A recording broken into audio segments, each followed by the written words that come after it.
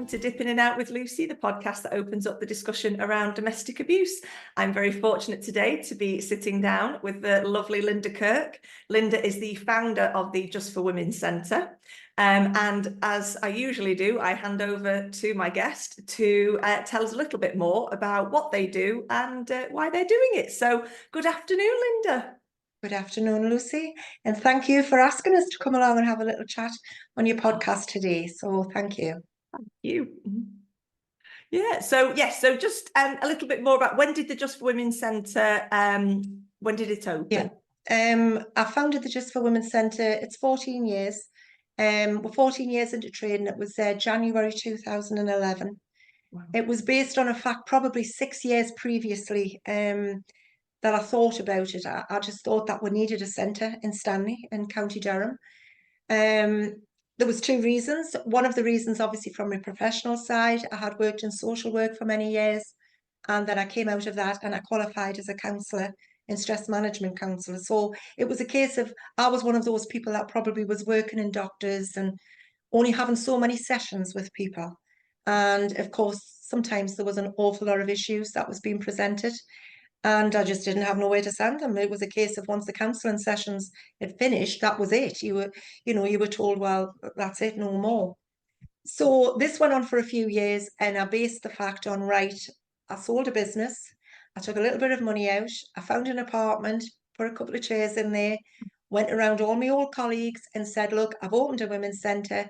If you know anybody, send them along. So that's what happened. And basically that April in 2011, we had 75 women on our books. So I knew then I'd probably started something where I couldn't put, the lid back onto it. And of course, all these women that were coming, it was women who had gone through issues, they had mental health issues, but also one of the other reasons was that I did state that I'm a survivor of abuse, and many years ago with my ex-husband, but unfortunately my oldest son, it left him with trauma, and so he has had mental health most of his adult life, in fact all of his adult life really, and he was never diagnosed properly, so he was in and out of hospital, and there was just things that wasn't right. So we've carried on for years and years until something happened about 8 years ago, and he was sectioned indefinite. So it was a case of he's institutionalized now, and this is all really down to probably what he witnessed as a child, what he shouldn't have witnessed. And so something from that made us think, if I've gone through that, there's other people gone through that. And there's other people who's caring for somebody with mental health. So they were the two reasons. It was a combination from a personal side and from a professional side. So the doors opened within April, 75 women, and that was it. We just sort of like went with it. I only had the rent and everything for 1 year. I didn't know anything about social enterprises, or I wasn't going to set it up as a charity. I knew I wanted to set it up as something like a social enterprise. So I did. And well, pretty much in the first year, we're just in hand to mouth, really. And then the business side kicks in, and it's a case of all of these women were coming, and I believe in craft and therapy. I used to do it with the young people in K, and I'm a big, I think that anything to do where you're using your hands and your mind, it helps you. So we had lots and lots of all these products, some beautiful products, and I thought, let's take them to market. Let's get the second year's rent. So we started selling the products to gain the rent for our second year. Unfortunately, there is a bit of a tail to the premises that I was in, but it wasn't suitable, should I say, as a women's centre. Okay. So we got onto the high street, and a counsellor actually paid for a year's rent for us to rent a shop up on the high street. So that was 2012 taken care of. So that was how we were. We were hand to mouth, just, trying to raise bits of money, selling our goods. We had this little shop where we're selling all our crafty goods. And it was a case of that was it for the first few years. Obviously, it happened with the Jimmy Savile. This is when things took a turn. Yeah. I had one counsellor who used to work alongside us, who'd been with us since I'd started.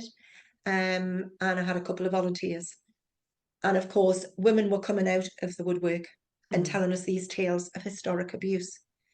So it was a case of, well, where do we send these women? So we had pretty much, I'd already worked with historic abuse, and so had one of my volunteers. So we literally, started thinking, right, let's skill ourselves up again. Let's get other people on side. So we got a few more counsellors in, and we started working with the trauma of what these people had gone through. Many years on, as we rolled on, many more people were coming to the centre. It was getting to where the first year, I think we worked with like 200 women. The third year, it was 350. Each year, I was gradually seeing 100 to 200. And then by the third and fourth year, we were in literally, 8 and 900. And it was a case of we were working with young people as well. We had young girls that were coming to the centre from the schools, or the parents were bringing them. And then Debbie, who works alongside us, she said, could we not have a men's group? We were asked to run a men's group. And we thought, well, the ethos is the women's centre. But Yeah. obviously, if we had somewhere we could work with these men, which we did, a next door building. So Debbie started working with the men from 2016. So pretty much this is how we've gone. We've sort of like had many challenges. We've had things like, where we're going to be closing the doors because there was no money there. And then all of a sudden a little pot of funding would come from somewhere. This is how we worked pretty much up till about 2017. And then what happened was the landlord wanted our building. So we had nowhere to go. The council stepped in and said that they would get us a building. And in 2018, they bought the building that we're in now. And we've just gone from strength to strength. COVID hit, Yeah. and we didn't close our doors. We literally stayed open. Me and Debbie made a decision. We went home on a night time, but we weren't at home. We stayed within these premises every day, 5 days a week. We got ourselves, not only we had our phone, but we had handhelds as well, mobiles. And we made like a little bit of a helpline. Then we decided to put out gift sets to people, to the elderly, because it was so worrying for them, because people were dying. Up here, we have a care home that was just across the road, and that was the first care home to go national on TV, where people were literally just dying each week. So it was very frightening up in this area at the time. So we decided to make all these little baskets and get them out. 10,000 baskets later, because that's what we did. We were only going to do 200. Uh, but we didn't. We got 10,000, and we put them out all of that year.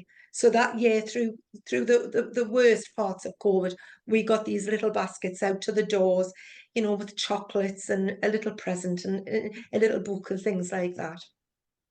So yeah, that just turned us from strength to strength. And then of course after COVID, well, we've got 18 counsellors now. Debbie is my deputy. She's my deputy manager. I made her deputy. We've got a fantastic little tea room where we have staff who's employed from the local community. We have a little manufacturing where we make sell our crafty things and we sell them in the shop. So that's all. The ethos of the centre is still there. We're Yeah. still small as we see it, but what we do is absolutely massive. So that's about the story of the backstory of it, but the work that we do is just it's unbelievable. That is amazing. And I love anything that has that really positive, starting off with nothing. Like you say, you didn't have massive amounts of funding. It was literally hand to mouth to get to the next year. And that's when you know that you're doing the right thing, when you're not quite sure what's going to happen next, but you just keep going forward because your gut tells you this is the right thing to do and I know it's going to work. And I think what you've done is just create such an incredible environment, safe space. It's obviously clearly gone from strength to strength. And to have something that's, to me, it's so important, because especially when we talk about domestic abuse, and in particular that aspect of life that many people experience, is very often it is hard to talk to family and friends. It's very hard to open up to people, as we know, because very often you're isolated from your family and friends. And so to have somewhere where you can go and talk to people who potentially have, I always say that it's never the same experience when it comes to domestic abuse. Everybody's experience might have a similar thread running through it, but it's unique to that person, because it's unique how they've experienced it, unique how they react to it, how they potentially and hopefully move forward from it. but to know that you can go somewhere where there's counsellors, where there's people that can at least, you know, listen to you, because very often you don't know the answer yourself, do you? But you just want someone to listen and believe you know what you're saying, because very often it's some of the things that people will say, and victims and survivors say, you're not going to believe what I'm going to tell you. But I suppose, you know, if we look at it and say, well, actually, we're not going to judge, we're just going to sit back and say, you talk about it, you get your story out there, you have your voice. And I just think it's so important to have places like the Just for Women Centre where it is that safe space, and to keep going after COVID, after so many, you know, businesses have experienced so many problems, and just to be able to keep going, to me, is phenomenal. I think it's amazing. It's absolutely No, amazing. I've got a good team behind us, an absolute fantastic team, and that's really what's kept this centre going. I couldn't have done it single-handed. And the team, obviously, over the years, you know, we've getting more and more people. All the counsellors have trained with us, and then we've seen them go and get the degrees, which has absolutely been fantastic. Then they come back with us to be freelancers. So yeah, there's a challenge to me because obviously I have to find that funding to pay them. But at the end of the day, it's the work they do, absolutely fantastic. And you're right, it is about that safe space. That is what was needed, more important than anything. Yeah. Um, when you've been through something like that, or you're actually going through it, you don't know where to turn. You know, some people don't want to speak.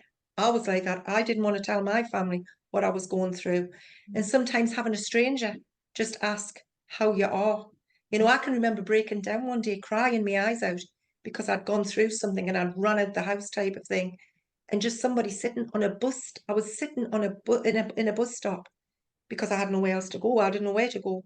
And somebody just said, are you all right? No, I'm not all right. And that person giving you a little bit of advice, knowing in your mind, yes, this is wrong what I'm going through.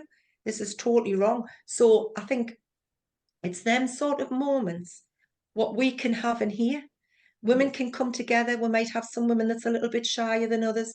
Other women listen to the other women. We've got some women that, you know, they'll speak their mind and they'll say things and they'll learn from each other. And you're right, Lucy, everybody's is the same, similar stories, but it's unique to them Yeah. and how people process what they do.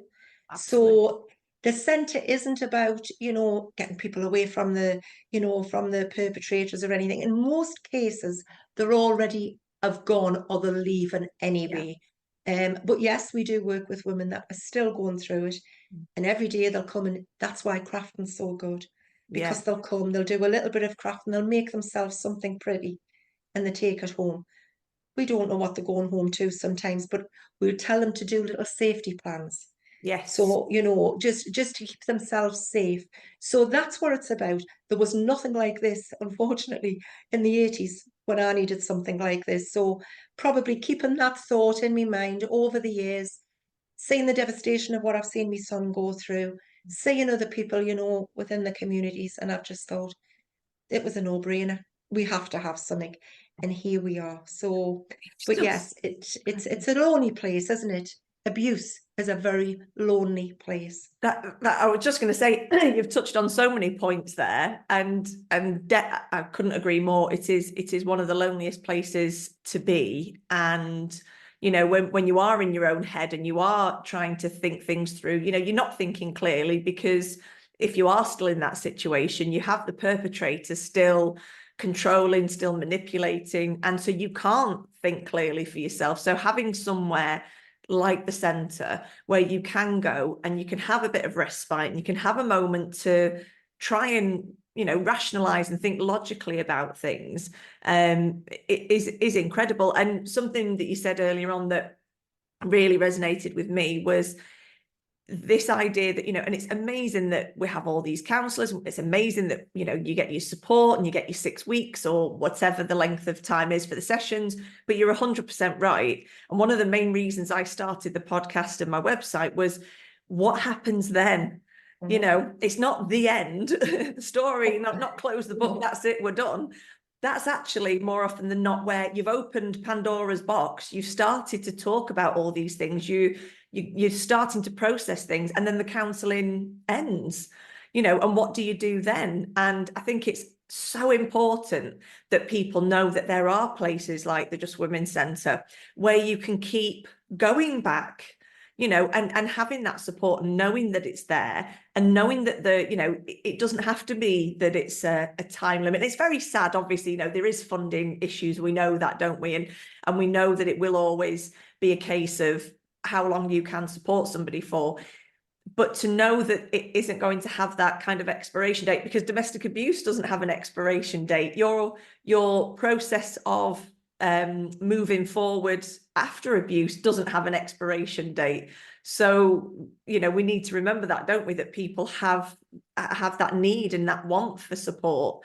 And it should be It's like accessible. today, we've actually got, as we're speaking now, we've got an aftercare session going on, and there's women in there now. Absolutely, they're coming for 4 hours, and on a Wednesday, and it's all about the aftercare. It's all about what they've been through and where they're going and how they're going to move forward. And it is about that. It's not just, you know, somebody leaving somebody and getting away from it. It just doesn't, because it's all what happens. You have to process all these thoughts. You have to move on with your life, but it's a way of moving on as well. And this is where we can help here to, you know, to help women to get the tools that they need to be able to move on with. Absolutely. And I think, you know, especially, and I always say that it's never talked about enough, is post-separation abuse, when, you know, so much in society will say, well, that's it now, you're no longer in that situation. And I must say this in nearly every episode I do. And it's not that simple. It's not that straightforward. And if children are involved, as you've said with your son, you know, many, many times there are children involved.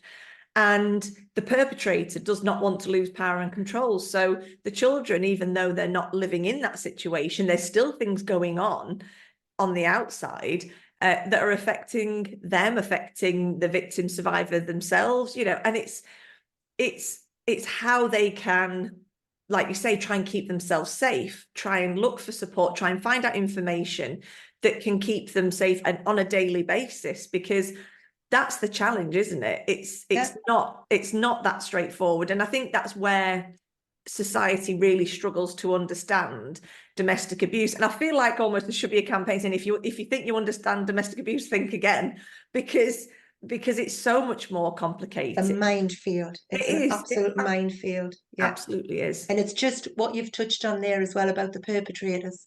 Yeah, they've still got the rights and everything like that. And yeah, that's fair enough if they haven't, you know, in a way they're saying, well, we're not harming the children, but they've harmed the mother. But I still have that defense of saying, well, yeah, but they've seen that mother being harmed, which is totally wrong anyway.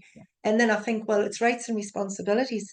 As a mother, we've got rights and responsibilities to keep our children safe.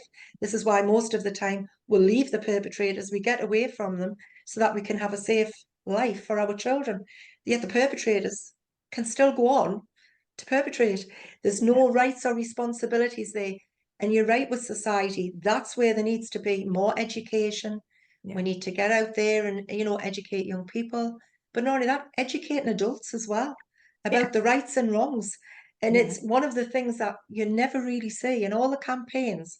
I mean, today, the reason I've spoke about that is because Tracy Babin's got a fantastic campaign going. And it's a just don't campaign, and it's all lads that's on this, and it's so powerful. It's on this short video. We are going to get a link for it, so I'll be able to send that over to you. Yeah, please, I'll get it on the website. But it's so strong because it's from the male point of view, you know, the Jack the lads who think they're this, and then you get the other side of this video. We need more of that. We need it out in media, constantly in the media. Instead of the victim blaming, we need the perpetrators to be blamed. Do you know, I've just done something recently talking about that with the blame and the shame, and that's something that keeps coming back again and again and again, is why are we always placing the blame and the shame on the victim? It's because we blame the victim. We say, well, you chose to be with that person. You had children with them. You married them. You lived with them. It's always putting it back on the individual. But what nobody ever says is, the person that is the victim or survivor had emotions, had feelings that they genuinely felt for that individual. They didn't know they were being love bombed. They didn't know they were being trauma bonded. They went in thinking that they were being cared for, loved, protected, all of that, which we know now is possession by a perpetrator. But how society has this impression that, you know, it's that person's fault, when society, we all have emotions, we all have feelings, and nobody is immune to a perpetrator. That's why I always find really difficult is when somebody says, oh, I'd have seen them coming a mile off. How do you know? How How do do you you know know? you're not married to a perpetrator? How do you know you're not dating a perpetrator? Because you know. But how do you know? You don't, do you? And that's the Yeah. thing, because that person could be in a situation of, oh, well, this is normal to me. Yes, but that person is behaving in such a way that would be considered to be abusive. But people don't want to see it. So that's what I always find really interesting, is when there's that very much that blame, that shame. And it doesn't, you're 100% right. It needs to be more out in the media. It needs to be talked about more. It's not a dirty secret. I always say that. It's not, it doesn't just affect a certain demographic. It can happen to anybody. And when people say, well, it doesn't affect me, I've never experienced it. Okay, but you have neighbors, you have family, you have friends, you have work colleagues. And if you look at that as a whole, there will be somebody in your life that has experienced abuse. So it has impacted you, whether you realize it or not. It has been part of your life. And if you knew more and you did better, you might be able to help that person.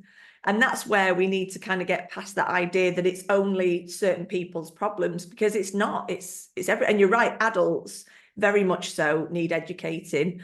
And, you know, this, I did an episode last year with Carrie Bauer, who's from Age UK. And, you know, again, people who've been in relationships 40, 50 years, and to them, that's normal, the way they've been treated. And society has changed, some for the good, some for the bad. And things have changed a lot over the years. But what hasn't kind of changed is that core aspect of domestic abuse, which is power and control.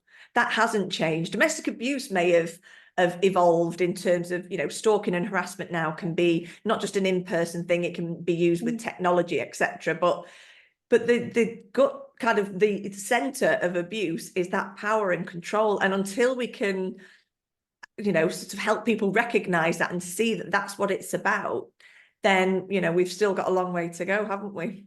Oh, an awful long way to go. I mean, we've got social media and the internet and everything now, so it's coming. There's a storm coming from another place now. Yeah. But yeah, you're right. It's a case of, I mean, for the work that we do, we're just touching the iceberg, but we're looking all the times. We're looking at new ways to be able to help people. Um, I do an awful lot of research. Sitting on a night time. I'm usually sitting on a night time if there's nothing good on the TV.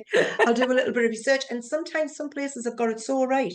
And that's the problem. I mean, that's one of the issues what we've been talking about today with Kim and Tracy. And it was a case of how can we stop this? How can we get reform to stop this? And it is a lot about the education, and the media could help. The media, I mean, they put some fantastic, films out there now. I mean, when COVID was on, there was a lot about domestic abuse, and Yeah. I know there's a one at the minute about a cat, isn't the way the cat gets looked after, and but there needs to be more. There needs to be more about the person who actually initiates the abuse, Yeah. and see Yeah. it from that angle. From that lens, Um, absolutely. Yeah. that's a line that maybe needs to be looked at, and hopefully, politicians, if they hear podcasts and things like this, Lucy, hopefully somebody just might think to themselves, there's got to be something here that women like ourselves who set these things up for a cause, Yeah. we must be doing something. So maybe look, get a collective together. That's what I've always said. Get a collective people together, and just brainstorm and think, well, let's do something, and I'm doing my little bit up here in County Durham.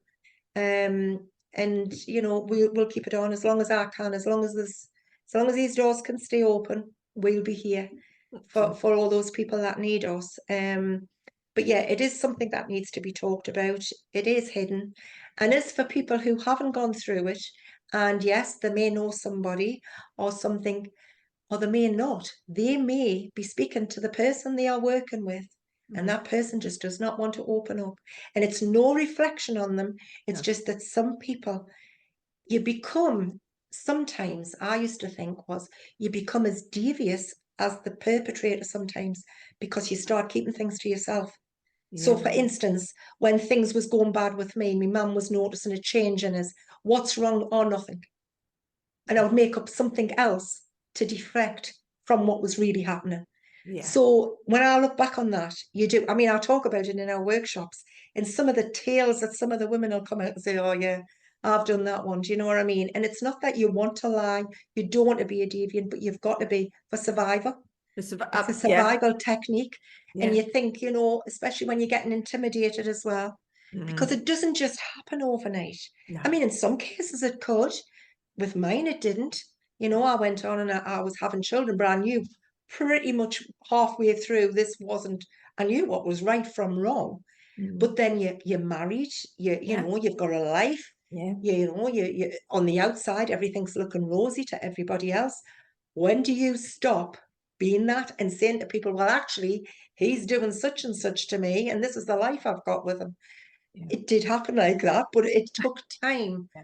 Not a lot of years. I wouldn't say I was a lot of years there, but it did take time. And by God, when it did come out, mind, I just never, that was it. That was me full Yeah. on throttle. But there was nobody to help to pick us up. I mean, yeah, my family was there, but they really didn't understand it No. because I'd never witnessed that with No. my mum and dad. So it is. It's a lot about educating other people, but also educating the people that are mostly there that are doing these horrible things to people. Absolutely. And very often as well, over the years, I've thought to myself more and more about the characteristics. I mean, we talk about the characteristics of a perpetrator, the charm, that whole charm offensive, that whole, demeanor where they're being very protective, but actually it's just you're a possession. And I think very often what doesn't get discussed enough to me again is the people I've worked with and the people I've known who have been victims or survivors or whatever they want to call themselves are the most loyal people.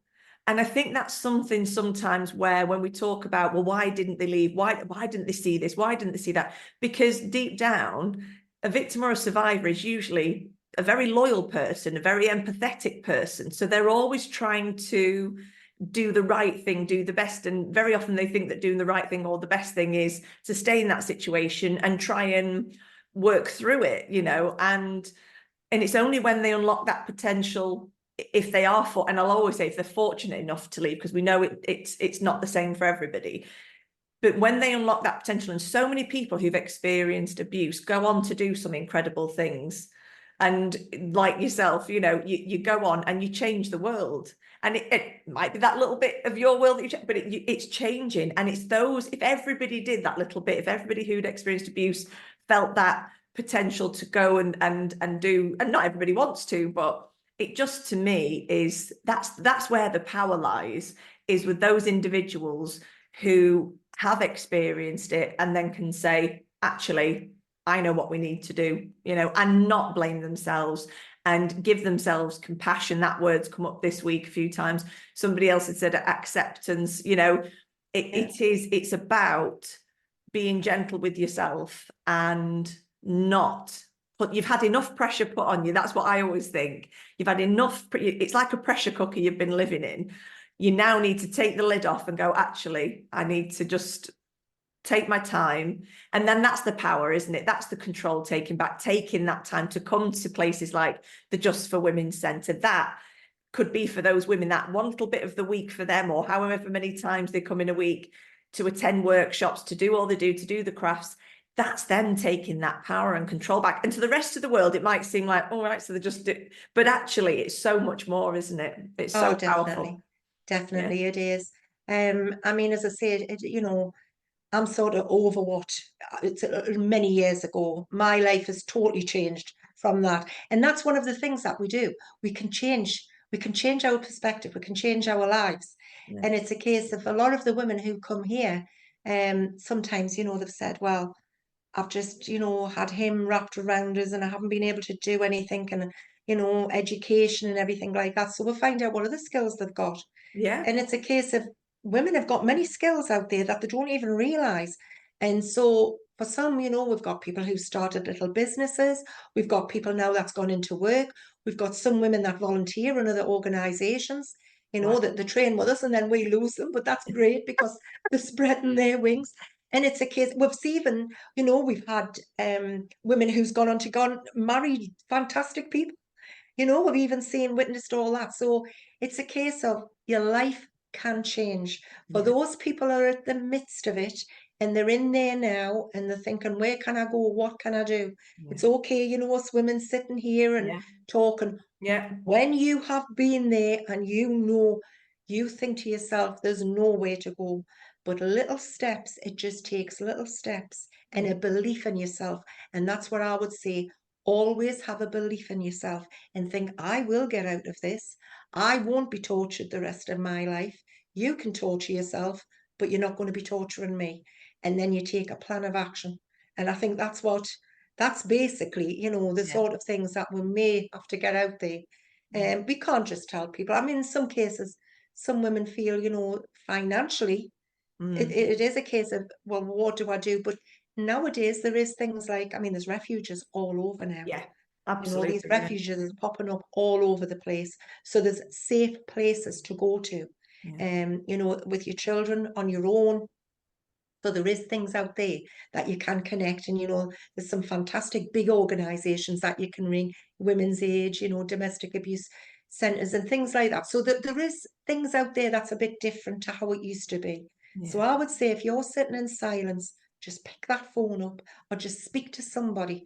Just let it go. Just let that secret go. And when that secret comes out, that's it. That's it. That's you on the start to your recovery. And that's how we do it in our workshops and here.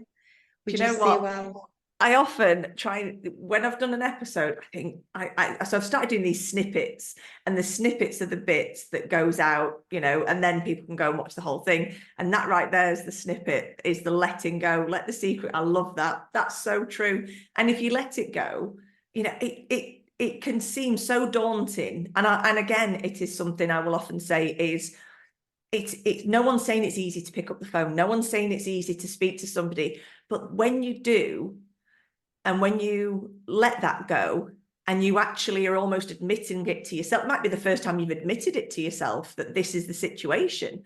And for many people, because abuse is, and domestic abuse is viewed as a certain type of thing, if you like, that they think, well, is it abuse or isn't it? I've had people say, well, they've never hit me, so it can't be domestic abuse. Well, actually, it still can, because of coercive control, because of, and we go on and on.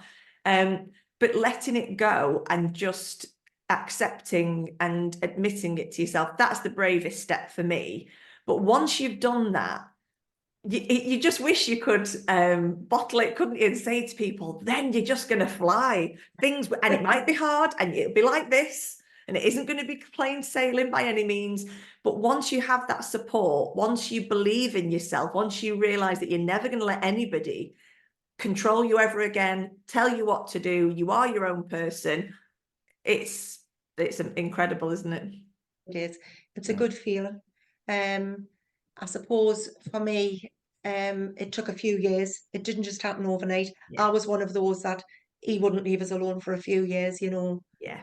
It certain won't be things plain was going sailing. on. It won't be Yeah, straightforward at it all. wasn't. And I look back on that and I think, well, could I have done things different? Well, in hindsight, maybe, but you continued with the battle. No, no, no. That's all I can remember saying. No, Yes. you're not doing this. Yeah. You're not getting away Boundaries. with that. Yeah.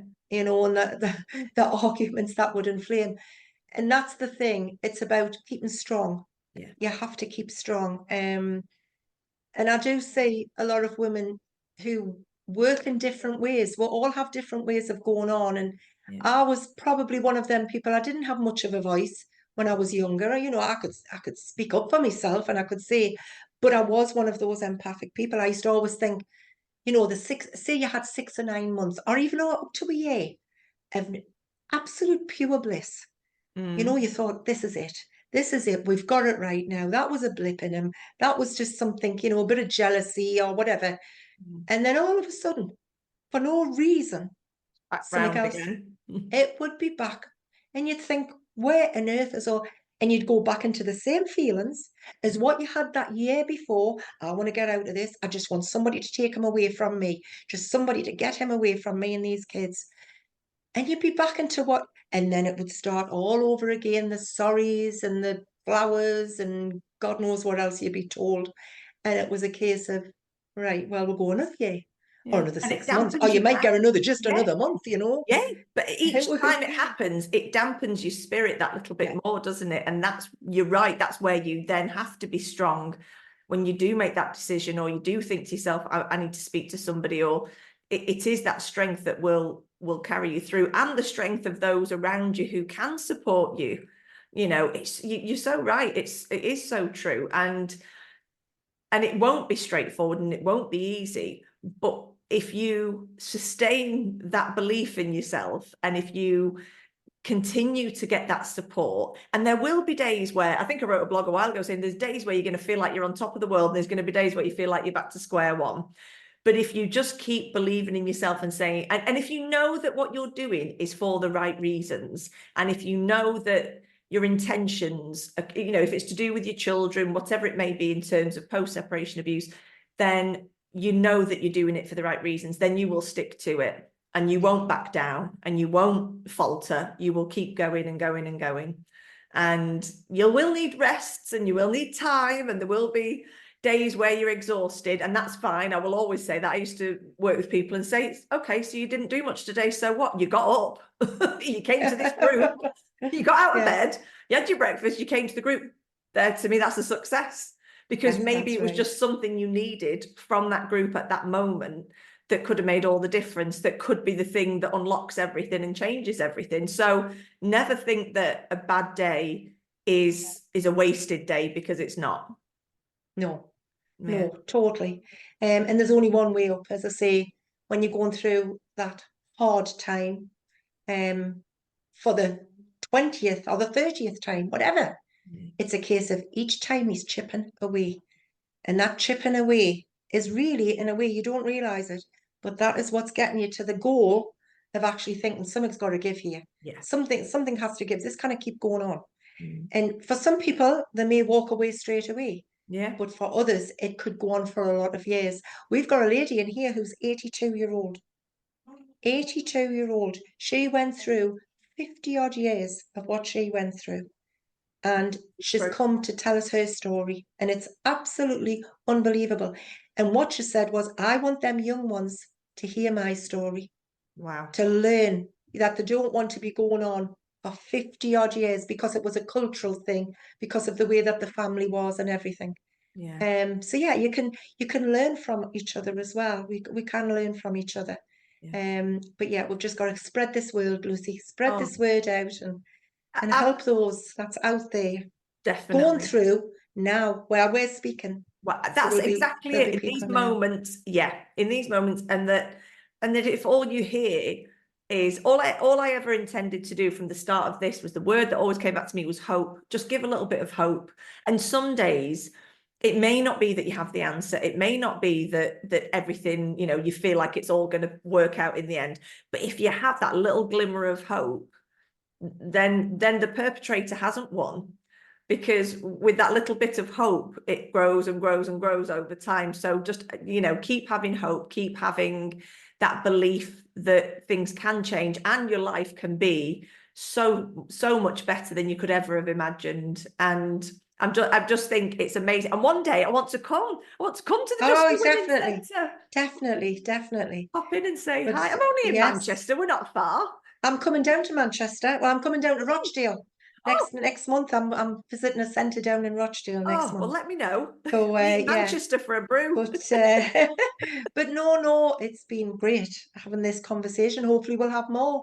Yeah, We'll be able to do some more, hopefully, and yeah, find out about some other stuff that we're maybe getting into and yeah. how we're going to be pushing the boundaries. That's the way I look at it. Oh, I think just absolutely. think outside the box, push some boundaries out there, and whatever challenges come, let's go with it. Well, you've faced them all so far and you're still going strong. And I think that's incredible. And as I say, obviously on the website, there's the link for the Just for Women Centre. And then if you've got the link for the video at some point that's just been done, I can pop that on there. So oh, that's brilliant. if anybody wants to see and anybody is in the Durham area, then they can go and find out more information. Right. Well, this will be getting spread far and wide, believe me. Thank you. Thank you. That's wonderful. That's it. That's the dream.